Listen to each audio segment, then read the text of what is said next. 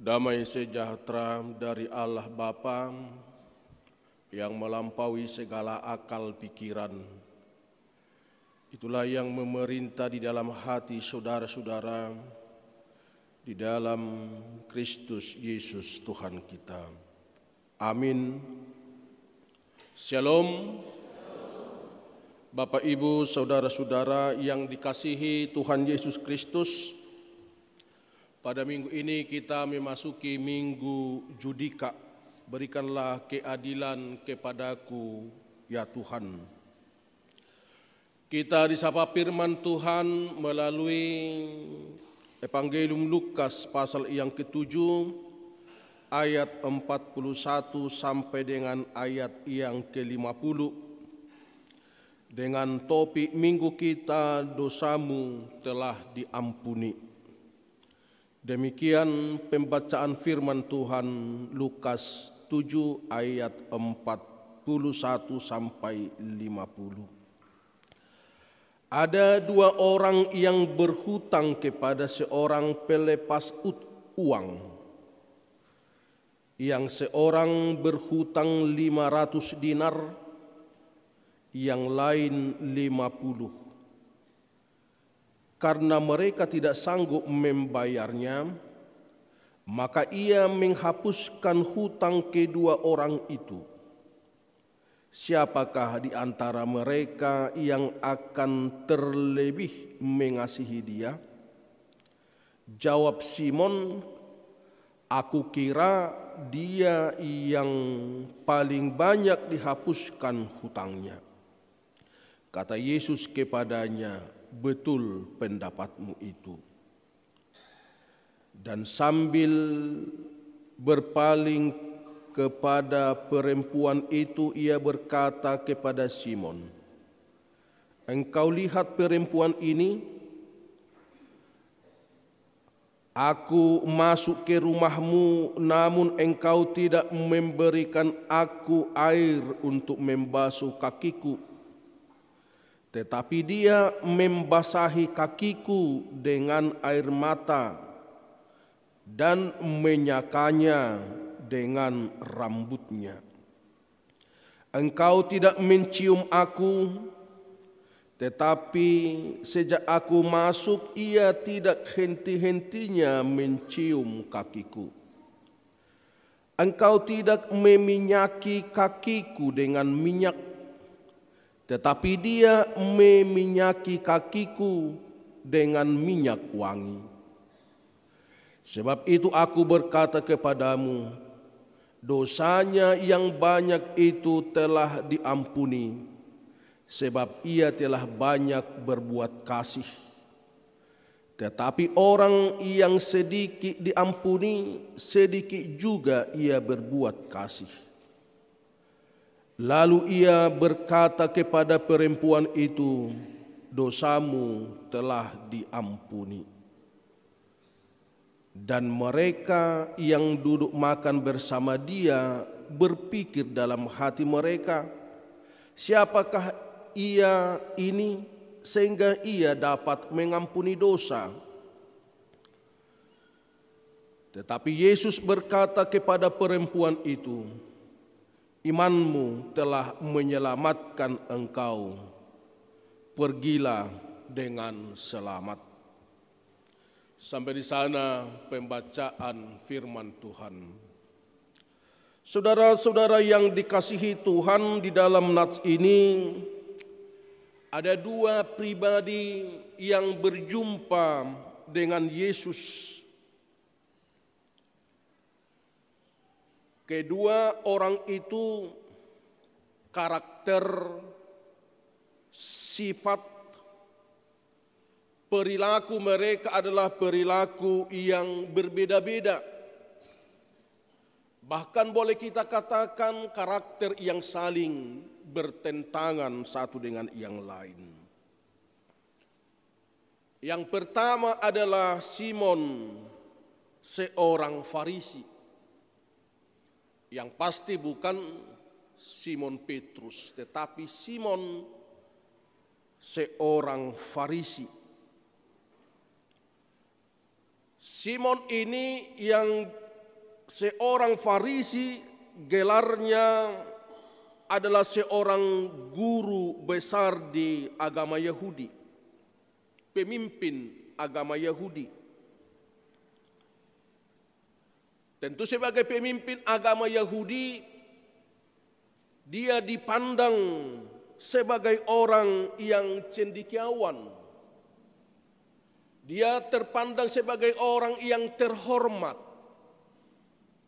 Atau boleh kita katakan seorang yang memiliki finansial lebih, ataupun seorang yang kaya.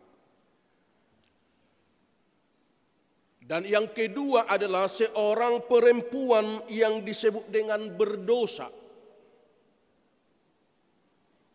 Perempuan berdosa ini adalah orang yang dikucilkan di masyarakat Yahudi. Di dalam nats ini tidak dicatat siapa perempuan ini, hanya disebutkan seorang berdosa. Tidak disebutkan siapa namanya. Tidak dinyatakan apa yang menjadi dosanya dan juga apa profesinya. Hanya dikatakan perempuan pendosa. Kata pendosa itu dari bahasa aslinya dikatakan hamartolos, yang mencakup arti berperlakuan tidak baik.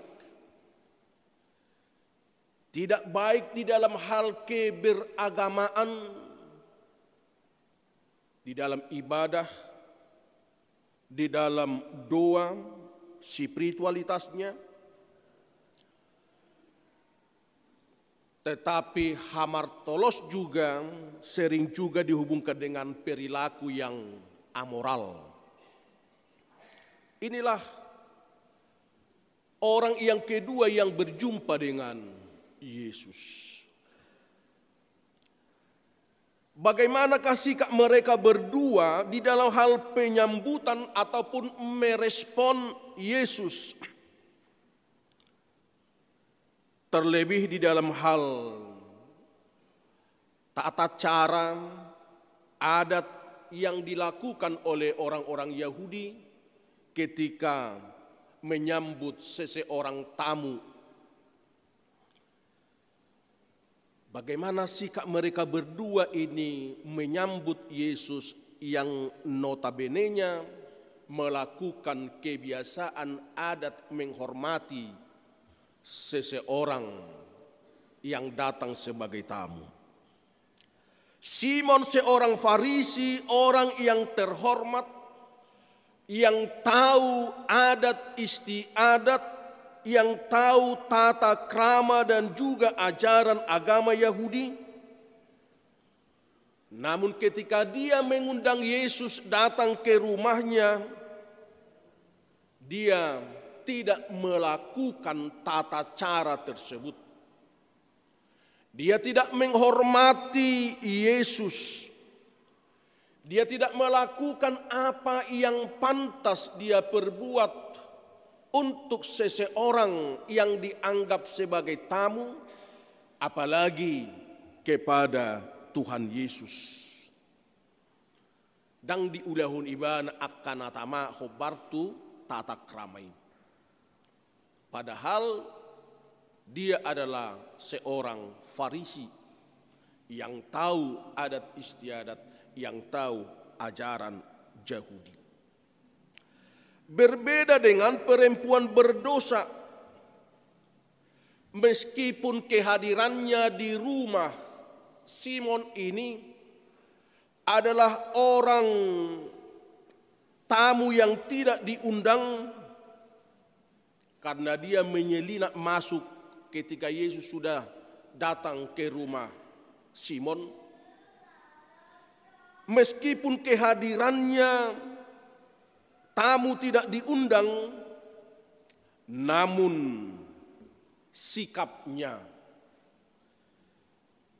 untuk menjumpai, untuk menyambut dan merespon Yesus itu melebihi adat kebiasaan Yahudi ataupun melebihi yang diperbuat daripada Simon Farisi tersebut. Apakah kebiasaan menghormati tamu yang tidak dilakukan oleh Simon, yang tidak dilakukan oleh orang yang hebat terpandang tersebut, namun dilakukan oleh perempuan berdosa? Yang pertama, Simon tidak memberi air untuk membasuh kakinya. Kalau ada tamu, tuan rumah harus mempersiapkan tempat sebagai pembasuhan kaki kepada tamu yang akan datang. Tetapi Simon tidak melakukan itu.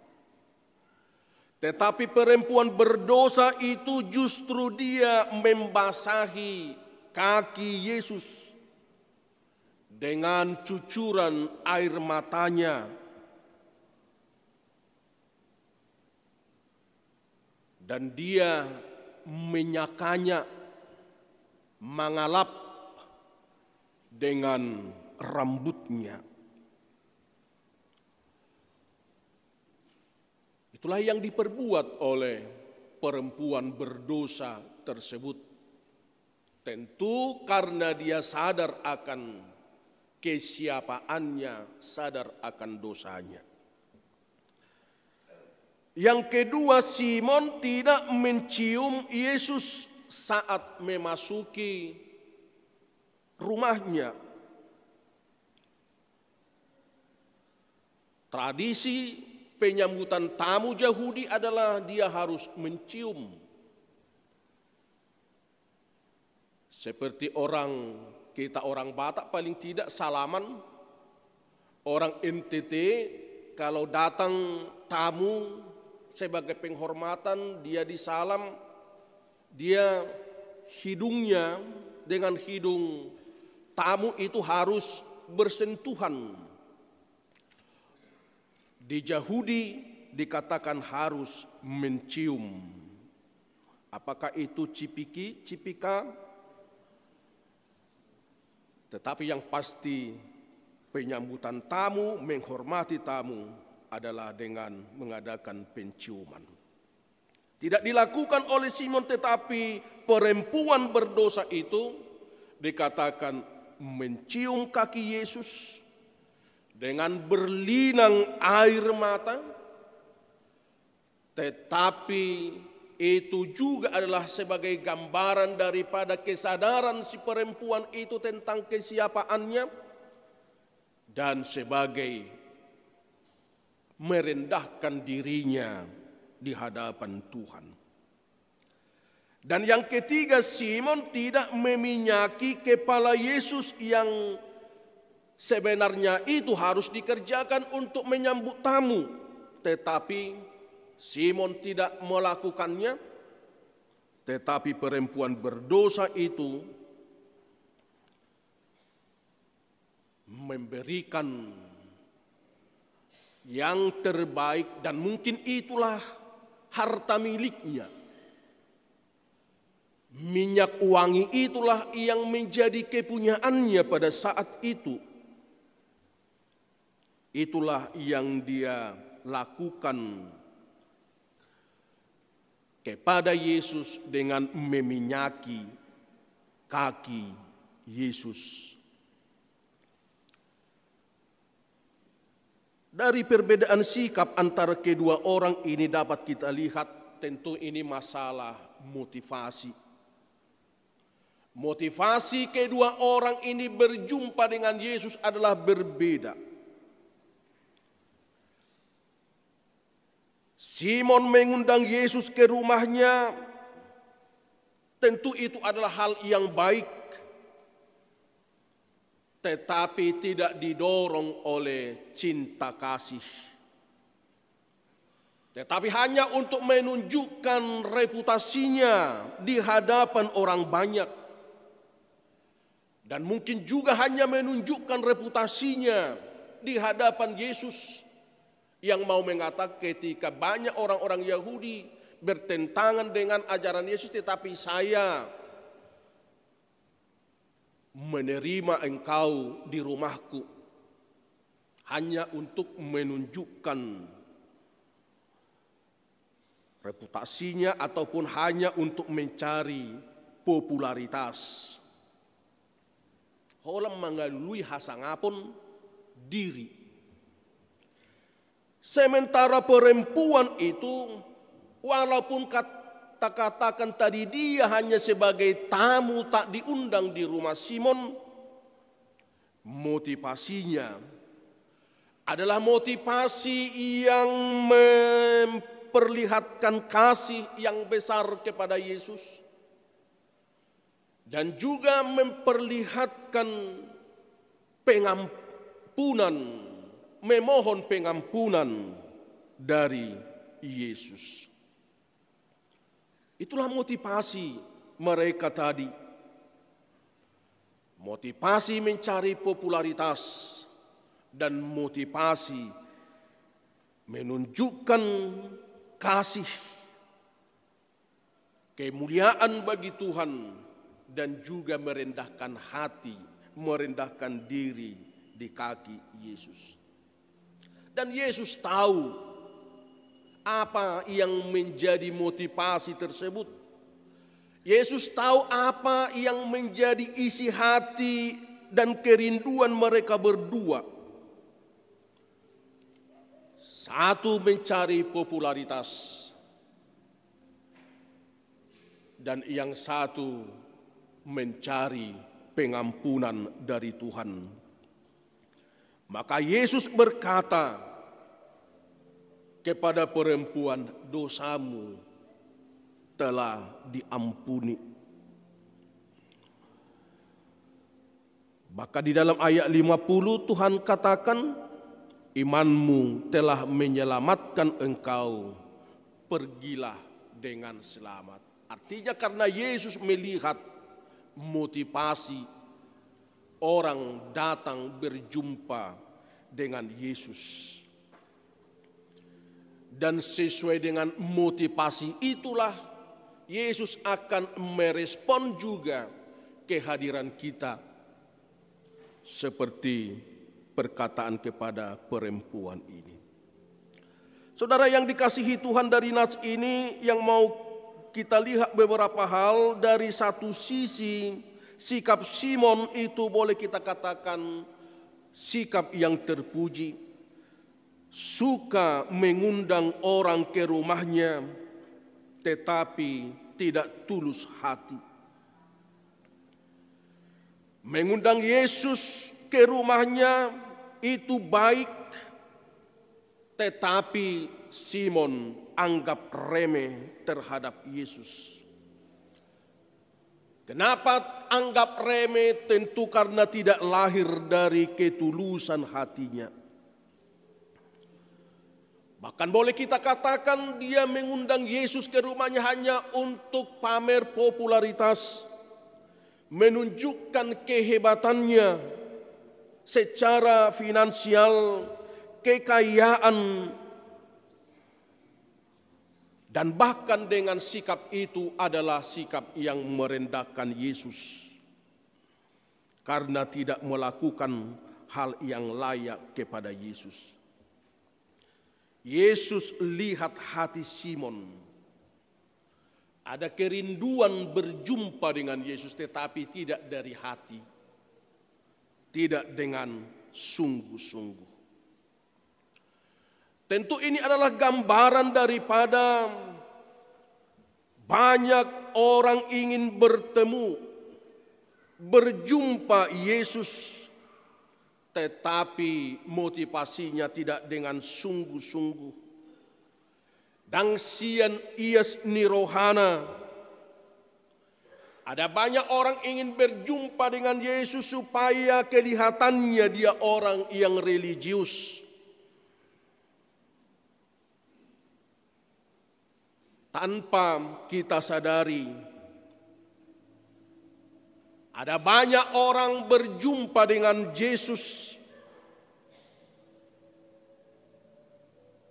mencari popularitas ataupun pamer dan bahkan merendahkan orang lain. Maka dengan ini mau mengatakan, tunjukkanlah sikap yang baik ketika kita bertemu dengan Yesus. Lakukanlah sikap kebaikan dari hati yang tulus ketika melakukan suatu tindakan.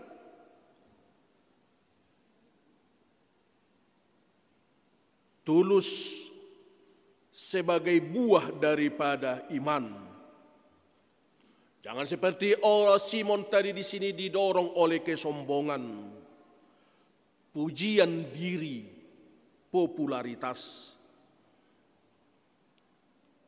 Dan ketika kita melakukan sesuatu hal, kita ingat Yesus membaca isi hati kita. Yesus tahu motivasi perbuatan baik kita. Maka ketika kita melakukan sesuatu hal kebaikan itu, perbuatan itu biarlah sebagai buah daripada iman. Maka Yesus akan menghargai dan menghormati kita. Yang kedua, kita tirulah kerendahan hati, kepolosan dan ketulusan hati perempuan berdosa ini. Orang yang dipandang berdosa ataupun hina yang disingkirkan di masyarakat oleh Farisi, namun dia memiliki sikap yang baik. Dia bergumul di dalam hatinya, selama ini dia sudah jauh dari Tuhan. Kita katakan tadi memang tidak disebutkan di sini apa yang menjadi dosanya. Tetapi bagi dia dosa itu adalah sebagai jerat bagi dia. Dosa itu mencekik hidupnya. Dan dosa itu adalah merusak damai sejahtera. Maka orang yang menyadari akan dosanya itu, dia harus selalu rindu untuk berjumpa dengan Tuhan.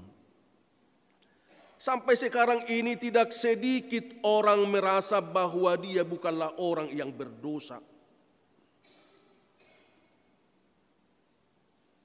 Kenapa kita menyadari bahwa kita bukan orang yang tidak berdosa? Karena kita sering memperbandingkan diri kita dengan diri orang lain, dosa kita dengan dosa orang lain. Aidang sedia dope dosa kih, marti bakon, dosa ni halahan. Masih dosa kecil, ay ngau belga dosa ni halahan. Maka ketika ada ilustrasi tentang dua orang datang pendosa di hadapan seorang imam, menyatakan dosa-dosa mereka. Dosa saya sangat besar, imam. Ampunilah dosa saya, doakan pengampunan dosa saya. Terus dia dengan daru yang kedua, dia mengatakan dosa saya memang kecil-kecil, namun banyak. Datang imam itu mengatakan, saudara kembali berdua. Bawalah batu yang sesuai dengan dosa saudara. Dibawalah batu yang besar, tetapi ada membawa batu yang sangat kecil-kecil. Dan ketika mereka membawa batu tersebut, imam mengatakan kembalikanlah dosa batu ini ke tempatnya. Ketika mereka membawa batu itu, tentu juga mereka kewalahan, tetapi yang kewalahan adalah yang memiliki dosa-dosa kecil, karena dia tidak tahu kemana batu ini dikembalikan. Tangsia dia diperbuat ibana be akabetuan. Artinya yang mau kita katakan, dosa besar, dosa kecil namun banyak, tetapi di hadapan Tuhan dosa itu adalah dosa yang mengkejikan Tuhan. Kita katakan tadi, sampai sekarang ini tidak sedikit orang merasa bahwa dia bukan orang yang berdosa sehingga dia tidak butuh pengampunan. Mereka membenarkan diri dan menuduh orang lain berdosa. Ada banyak orang hanya melihat kekurangan dosa-dosa orang lain, dia tidak menyadari dirinya juga adalah orang yang berdosa. Bahkan bisa saja keberdosaannya lebih besar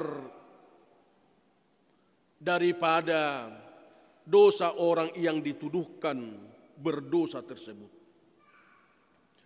Maka perlu kita menyadari kesiapaan dan keberdosaan kita. Perlu kita menyadari bahwa kita inilah orang-orang yang berdosa, sehingga kita tidak akan menghakimi orang di dalam dosa-dosa mereka. Karena makin kecil kesadaran kita sebagai orang berdosa, maka makin kecil kemauan kita untuk menerima pengampunan dosa. Lamme di rohani jolma manada dosana, lamme do di ibana mangido hasesaan di dosa. Sebaliknya makin besar kesadaran kita sebagai orang berdosa di hadapan Allah, semakin besarlah kerinduan kita untuk memohon pengampunan dosa dan pertolongan Tuhan di dalam kehidupan ini. Oleh karena itu, kita perlu menyadari akan dosa-dosa kita. Maka Yesus akan mengatakan seperti kepada perempuan berdosa itu, dosamu telah diampuni. Kepada orang yang sadarlah, Yesus mengatakan dosamu telah diampuni. Itu hanya satu kali dikatakan di dalam tradisi ataupun teologi ibadah kita. Hanya di dalam perjamuan kudus itu Tuhan katakan dosamu telah diampuni. Maka atas dasar kerendahan hati yang sungguh-sungguh, seperti perempuan ini meletakkan kehormatannya di hadapan Yesus, maka Yesus akan mengatakan kepada kita, dosamu telah diampuni. Amin, kita berdoa.